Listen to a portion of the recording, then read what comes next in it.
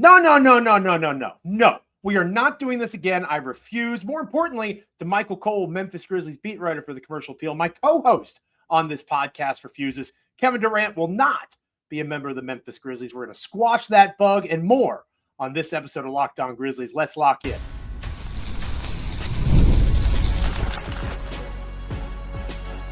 You are Locked On Grizzlies, your daily Memphis Grizzlies podcast, part of the Locked On Podcast Network, your team every day. Welcome to this Thursday edition of Locked On Grizzlies. It is I, Joe Mullinax, one of your hosts, joined by my wonderful co-host, the incomparable, the award-winning Memphis Grizzlies beat writer for the Commercial Appeal there in Memphis, Tennessee, Damichael Cole. We are happy to be with you this and every episode of Locked On Grizzlies. Thank you so much for being with us. Today's episode is brought to you by Gametime. Download the Gametime app, create an account, use the code LOCKEDONNBA for $20 off your first purchase. We are free and available wherever you get podcasts. We're proud members of the Locked On Podcast Network, your team each and every single day. Like, comment, rate, review, subscribe on Apple, Spotify, Amazon, YouTube, Google, literally anywhere you get a podcast. You can find Damichael and I as your hosts of Locked On Grizzlies. Make sure you are becoming an everydayer if you are not one already. I don't know if you saw in the comments or not yesterday, partner. We earned several subscribers thanks to you standing on business for the 901 for Memphis, standing up to the nonsense of Stephen A. Smith. And we're not going to go back down that road again. Welcome to Locked On Grizzlies, man. Shout out to the new everydayers. Welcome Just back. got more ridiculous. And it's not worth our time anymore. I thought Damichael hit a grand slam, so to speak, talking about it yesterday. So we're going to get back to actual basketball. And Damichael getting ready to go on a nice little vacation, a well-deserved break ahead of the draft. You are still doing work up to the last hour, partner. Breaking news over on X, according to sources, and this is at Damichael C on X. Always nice when we can lead off with a scoop from our wonderful Damichael Cole. The Grizzlies are not interested in trading for Kevin Durant. They contemplated an offer at the trade deadline, but they haven't and don't intend to engage on a trade for Durant this offseason. This is in response to an Evan Sittery post, I believe, of Forbes. That's where he contributes on the NBA, talking about the Grizzlies entering the Kevin Durant sweepstakes again. And as much as I know that you're phenomenal, Damichael, you know how much I appreciate your work. I literally subscribe to the Commercial Appeal still because of you. No offense to Jonah. But because of you is why I subscribe to the Commercial Appeal. I don't know that Evan's entirely wrong, because I do think that, not necessarily that I'm disputing your sources, because you're much more sourced in than me. The Grizzlies make a lot of sense as a third team in a trade to facilitate a deal to Kevin Durant going somewhere else. So it could be one of those things where he could, and again, we don't have Evan on the show. We have you here. Yeah. I fully believe you're reporting that Kevin Durant is not going to be a member of the Memphis Grizzlies. However, the way that it's phrased there, and I don't want to put words in your mouth, partner, they are not interested in trading for Kevin Durant. That does not necessarily mean that the Grizzlies would not be interested in helping facilitate a deal for KD to go somewhere else. Yeah. I'm picking up what you're putting down, Joe, but I think you might be giving him a little bit too much credit. Dang it. In his, how I love trades. I'm sorry, I just love trades. He had Kevin Durant, and we can talk about that angle, but he had Kevin Durant and the Grizzlies in the photo. I think it was he did, and it does say Kevin Durant sweepstakes specific. Yeah. So look, I'm not. It wasn't. I know people wanted to laugh and joke about how it played out. I wasn't really trying to take a shot at him personally or anything like that. It was more so just like correcting the like clear an error. What do they say? So. When it comes to being a Memphis Grizzlies beat writer, Damichael Cole is a dog. Hey, you've been getting a lot of compliments on that bark too. So I think it is a pretty good bark. It makes me feel good when people, I may not be a very good podcaster, but I'm a good barker. Yeah, you're a good podcaster. Great podcaster. He said I'm great. I was fishing and I caught one. Great. You caught it. And with Kevin Durant, there's going to be interest out there, right? There's going to be other teams. But I think when people saw the Grizzlies make that trade, and now that we put into the air and people are coming, around to the idea that the Grizzlies are not about to rebuild, you see those draft assets and you say, oh, well, are they going to go after Kevin Durant? There is one thing that me and Evan Sittery's post had in common, and that was the fact that the Grizzlies were interested in Kevin Durant at the trade deadline. We didn't talk about it much at the time, But yeah, that was the case, right? The Grizzlies were very interested in the idea of pursuing Kevin Durant back then. However, things change, specifically to this situation. Not only, is the interest not the same, but it would be hard to even acquire him now because of the contracts.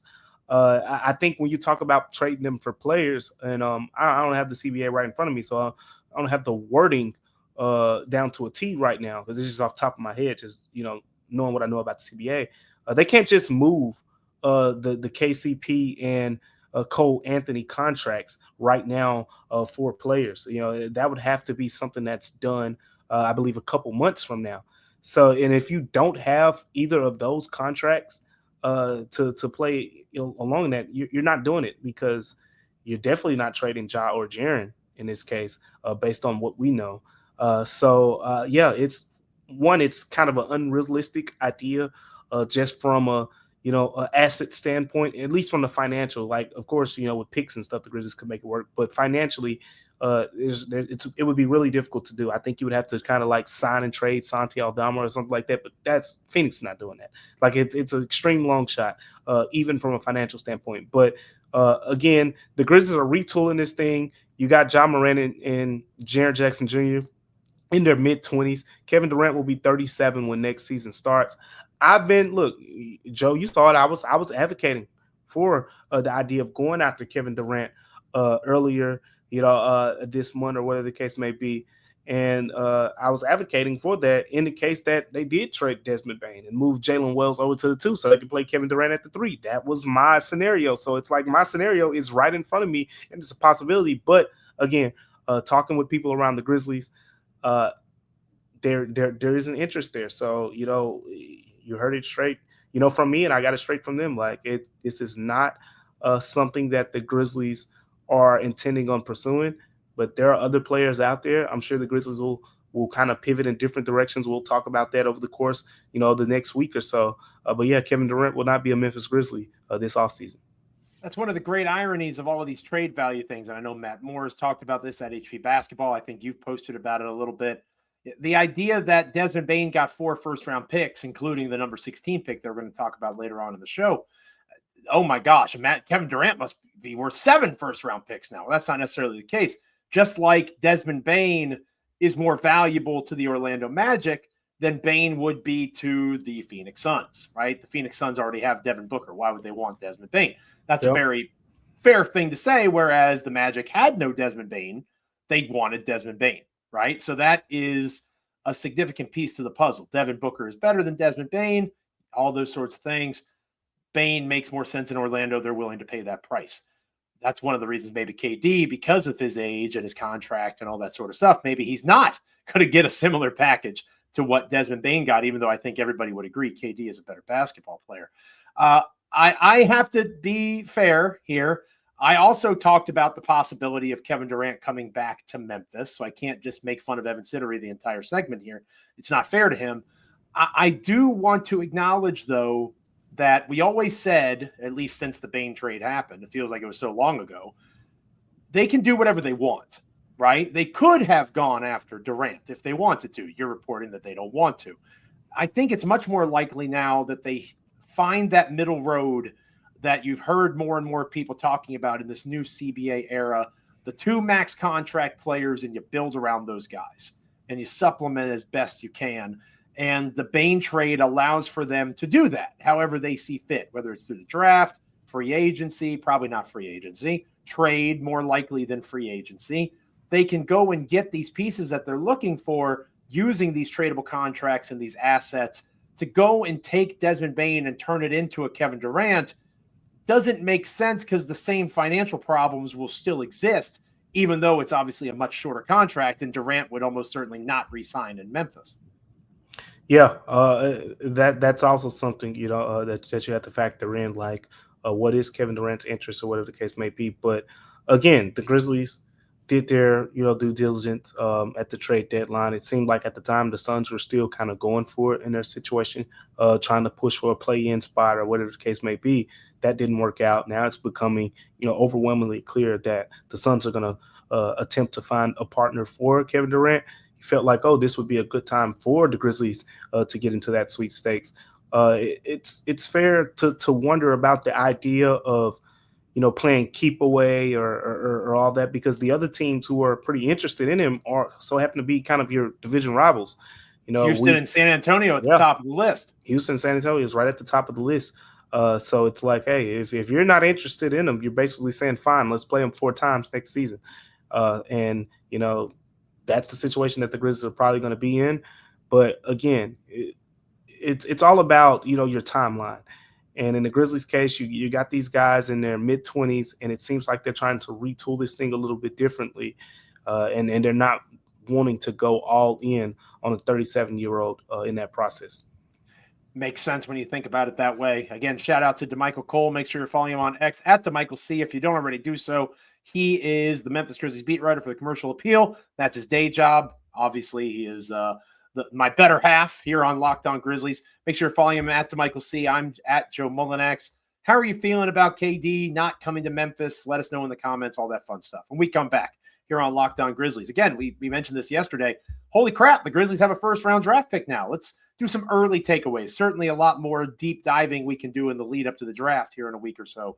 But let's take a quick read of the situation with this number 16 pick. Stick around here on Locked On Grizzlies.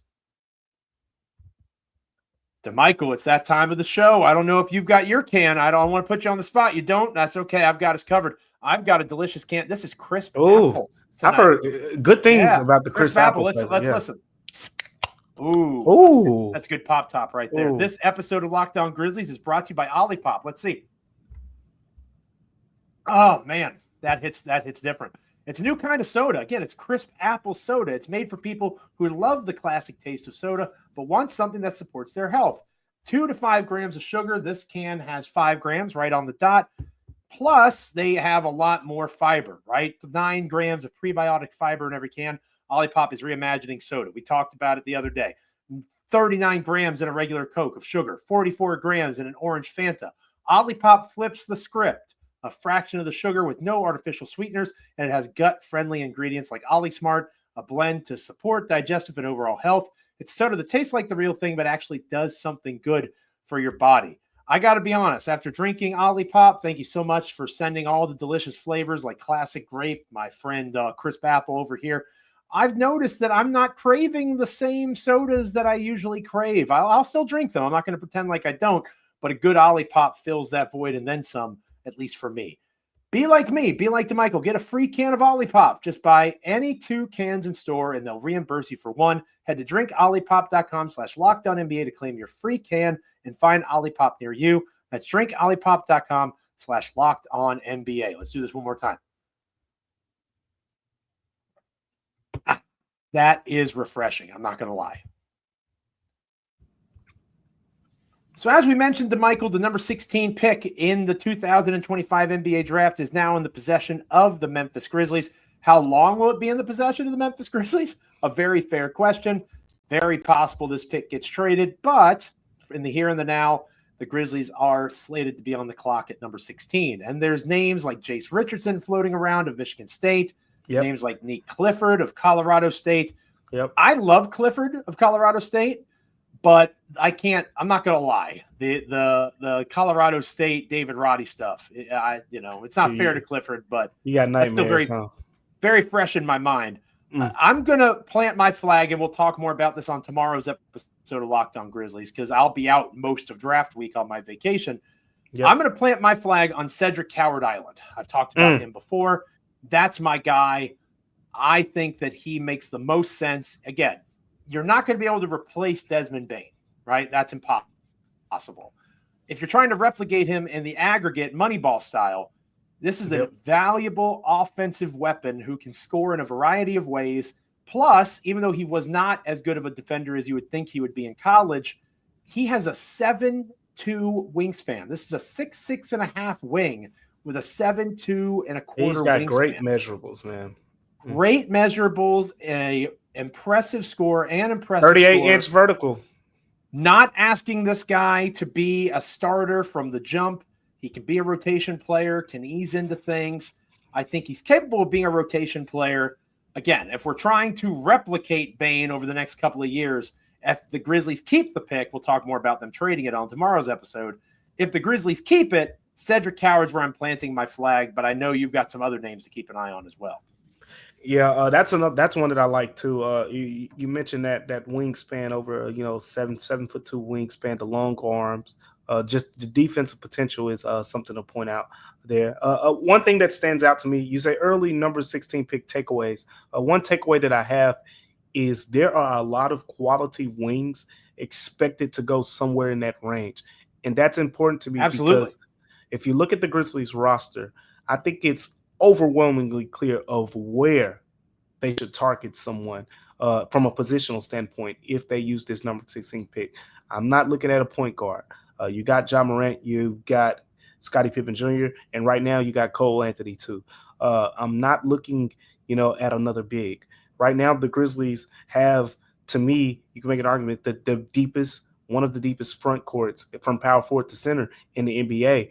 And while that sounds cool and it's amazing and it's nice, look at the NBA Finals right now. Tell me how many bigs do you see playing? Those teams are playing roughly 2 bigs, for the most part. Like it really 1, maybe 2.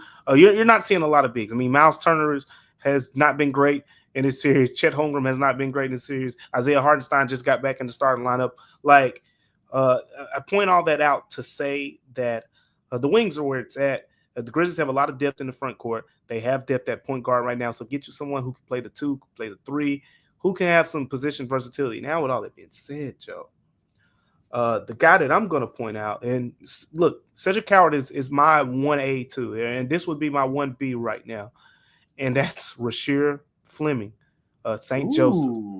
Okay. And it's not just me. I've been talking to people. I got the Philly ties, so I've been keeping tabs on him.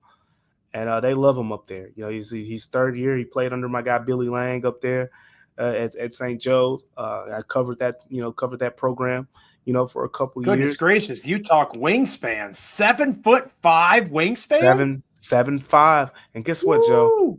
He can shoot and he can rebound. You talk about a plug and play, defensively averaged over a steal and over a block per game in the A10. This past season. That's what you want, right? You want someone who can shoot the basketball. You want the defensive activity. He gives you that 6'9", 220 pounds, a natural 4. But with the way that he rebounds the basketball, we're talking about a guy who averaged over 8.5 rebounds per game. That's the type of guy that I could see playing alongside of a Jaren, and you're having some success there in different lineups. So I'm looking at Rasheer Fleming as a guy who can come in. His defense could be impactful from day one. He's not going to be a guy that needs the basketball in his hand to do too much. So you talk about plug and play guys. He's right there at 16. Like I said, Cedric Coward is at the top of the list for me. But I like Rasheer Fleming, and talked to Jay Billis on yesterday too. And Jay Billis is also a big Rasheer Fleming guy. I was asking him about his gems in his draft, and he couldn't stop talking about Rasheer Fleming. I got to tell you, that wingspan ratio is phenomenal. I knew you like that. Does Jay Billis think he can play the 3? That's my only thing. And again, I'm a big Tankathon guy. Yeah. I'm acknowledging there's other websites and other analysis. Our buddy Parker Fleming's putting out his draft stuff on Monday. Very excited about that. So I'm going to dive in over the weekend here, certainly on my vacation. My only concern is, can this guy play the 3? Because it's almost like if you're keeping Santi Aldama, he becomes not redundant necessarily, because this guy's clearly a better rebounder. But between Aldama and Clark being on the team, would he almost be like a replacement for one of those guys if they moved on or got traded? That's how I look at it.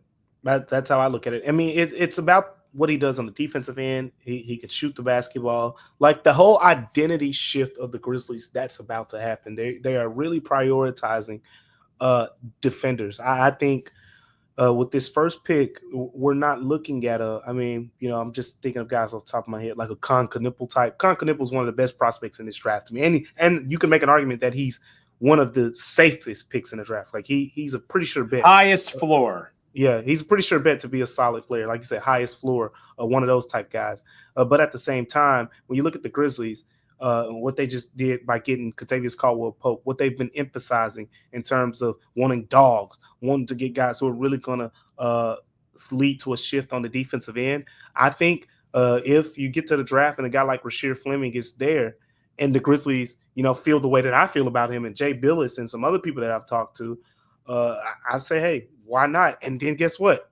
When you get to the point where we talked about yesterday, and the Pistons say, we're ready to give Santi Aldama 4 years, $72 million. What are you going to do? It's all right. There you go. I'm going to say thank you so much for your services, Santi Aldama. Rasheer Fleming, let's roll. So that's kind of my thought process. Like it gives you a little bit more optionality. Can he play the three? I've not seen him play the three much. Based on what we've seen. I know he moves very well, but again, you're talking about a guy who's every bit of 6'9", 220. Like he's very much a more natural four, but he does have position versatility. Like he can play the 5 in stretches and in the A10, but we'll see how that translates over to the NBA. Goodness gracious, almost 6'10" with a 7'5" wingspan. He could probably play the 5 against half of the NBA teams, right? You just talked about how in the finals you're not seeing a bunch of true centers on the court. Nope. Zach Edey is clearly a part of the Grizzlies' future, but it would be nice to have some versatile guys that can give you a different look. He can rebound, Joe. I got to keep going back intriguing. to that. Yeah. That's intriguing. I like that. I like both of those options. Let Damichael and I know in the comments. Hit us up on X. How are you feeling about this number 16 pick? Again, Damichael's going to go more in depth next week. I'll go more in depth tomorrow. We'll start really getting into the number 16 pick and how Memphis can maybe move around the draft board. Somebody like who Damichael just talked about, Rasheer Fleming. Maybe he's available a little bit later in the draft, and you trade back a little bit, get more assets. You have a team like Dallas who only has 1 pick in this draft. It's the most important pick, number 1. But the Mavericks desperately need a point guard to fill in for Kyrie for much of the upcoming season. Maybe they want to get in at number 16 and try to draft somebody like Walter Clayton Jr. of Florida. So there's lots of different ways this could go, and we're going to talk about that and more starting tomorrow and all through the next several episodes leading up to the draft. So make sure you're with us here on Locked On Grizzlies. When we come back, we're going to close out this episode talking about the Lakers being sold a ridiculous amount of money, $10 billion, the biggest transaction in professional sports franchise history. We'll talk about that and how it impacts Memphis. This is Locked On Grizzlies, after all. Stick around. Today's episode of Locked On Grizzlies is brought to you by Gametime. The playoffs are winding down. The NBA Finals could conclude tonight. There's nothing like it, right? The intensity, the buzzer beaters, the fans losing their minds. It's the kind of atmosphere that you have to experience live. And this year's matchups throughout the postseason have been delivering. If you want in, whether it's the NBA or any sport, Gametime makes it fast and easy to get seats, even for the biggest games. Prices on the app actually drop closer to tip-off. And with killer last-minute deals, panoramic seat views, and no surprise fees, Gametime is a total game changer. The NFL schedule dropped recently. You better believe I'm looking at the fall calendar. I'm picking out games for my beloved Commanders. Gametime makes scoring NFL tickets just as easy. You can find great seats for as low as $100 thanks to exclusive discounts. Take the guesswork out of buying tickets with Gametime. Download the Gametime app, create an account, and use the code LOCKEDONNBA for $20 off your first purchase. Terms apply. Again, create an account and redeem the code LOCKEDONNBA for $20 off. Download the Gametime app today. Last-minute tickets, lowest price, guaranteed. All right, Damichael, I mentioned Shams Charania reported this earlier today, the ridiculous amount of money that the Los Angeles Lakers were sold for, $10 billion with a B dollars, $10 billion. The Buss family making a lot of money. Jerry Buss purchased the Lakers in 1979 for $67.5 million. Mark Walter has purchased majority ownership or is entering an agreement for it per Shams. About $10 billion, the largest sale of a professional sports franchise in the world. The Lakers were valuated by Forbes. Forbes does a franchise evaluation every year. They were valued at $7 billion by Forbes. That's a pretty big difference, 30% difference, right? In terms of look at you, $10 billion. Yeah, I'm not a math teacher, but I can do a little bit. I'm probably wrong. Somebody can let me know in the comments. And if I am wrong, I'm not a math teacher. But I will say, Damichael, how connecting this to Memphis, right? Whether it is the fact that expansion is all the more likely now that the value of an NBA franchise has literally never been higher, and that's more money in the pockets of all these owners, or governors, however you want, whatever you want to call them. Yeah. Whether it's, Desmond Payne talking about the resources of Memphis. The biggest thing for the Lakers now is because this is the same guy in the same group that owns the Dodgers. And the Dodgers are not afraid to spend money in Major League Baseball. Obviously, the major difference is there's a salary cap in basketball, not in baseball. But there is no salary cap on paying coaches. There is no salary cap on state-of-the-art facilities, right? So the Lakers will have the nicest of everything, you'd imagine, moving forward. And another way to connect it is the idea that with this move, it makes it seem even more likely that there's a massive conspiracy afoot that impacts the Grizzlies because the Dallas Mavericks were involved. How convenient, Damichael, that the sale goes through after one of the more lopsided trades in NBA history. And, oh my gosh, look at all this money that just fell out of the sky. And the Mavericks get paid in the number 1 overall pick in exchange. I'm not a conspiracy theorist, but that it looks even more shady now. So there's lots of different angles we can take here, partner, how it impacts Memphis. Yeah, I mean, I tell you what, that kind of makes the trade feel a little bit more even, when you when you throw in all the conspiracy theories and whatnot. But yeah, we're starting to see, the value of these sports franchises, not just NBA franchises, but sports across are at an all-time high. And what a lot of these newer owners are doing is when they come in, they kind of immediately put their prints onto something, and sometimes it's not right then and there, but you remember, I think Matt Ishbia is a good recent example. When he took over, boom, we're going to make all the games local free. It's accessible over the air to everyone and things like that. So you're starting to see, all these little tricks. Of course, the main thing that people talks about is the game viewing experience, whether it's in person and whether it's, on TV, all those things. But how that ties into the Grizzlies, we know, the Grizzlies right now with the regional, sports, they're going through that whole situation, and, we'll see how that ends up playing out for the upcoming season. If there'll be some over the air games we saw towards the end of the season, or whatever the case may be. But in a way, I just feel like the Grizzlies got to do something a little bit more. Aggressive isn't the word, but something that's really gonna, catch the eye. They added the standing room only section. I think it was 3 years ago to the FedEx Forum, but this is literally, kind of at the top of the arena. So whether it's for the viewing, pleasure of the fans, or whether it's something for the players, like you mentioned Desmond Bane's comments, we talked about those, and we were just kind of mentioning the practice facility from the standpoint of where the courts, but there's also the gym, room and the weight room, or whatever the case may be, where the players are after the games, before the games, and things like that.